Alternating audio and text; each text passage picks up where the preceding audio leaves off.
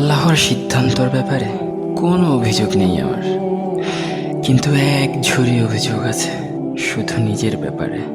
এত অভিযোগ যে আমাকে ভয়ঙ্করতম শাস্তি দেওয়ার জন্য এতটুকুই যথেষ্ট, আর কিচ্ছুর প্রয়োজন নেই।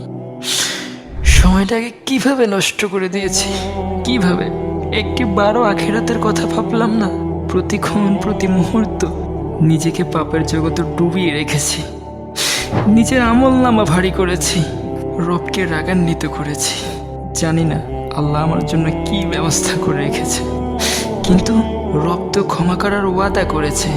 যে সব পাপ ছেড়ে দিয়ে তাওবা করবে তাকে আল্লাহ তাআলা ক্ষমা করবেন এবং তার অতীতের সকল পাপ মুহূর্তে সেগুলোকে নেকি বানিয়ে আমল নামায় তুলে দিবেন। কিন্তু আমি কি পেরেছি সেইভাবে রবের কাছে অনুতপ্ত হতে, তার কাছে ক্ষমা চাইতে? জানি না, কিচ্ছু জানি না। যদি না পারি তাহলে তো সব শেষ হয়ে যাবে, ধ্বংস হয়ে যাব আমি, ধ্বংস। যে ধ্বংসের চেয়ে আর কোনো বড় ধ্বংস নেই। আল্লাহুম্মা গফিরলি, আমায় ক্ষমা করুন রব। আমি আর গুনার রোদ্দুরে পড়তে চাই না। আমাকে আপনার কাছে আসার একটা সুযোগ করে দিন, তওবাকারীদের অন্তর্ভুক্ত করে দিন। নিশ্চয়ই আপনি তওবাকারীদের প্রচণ্ড ভালোবাসেন। প্রিয় তিনি ভাই বোন, ভিডিওটি পারলে একটা শেয়ার করে দেবেন।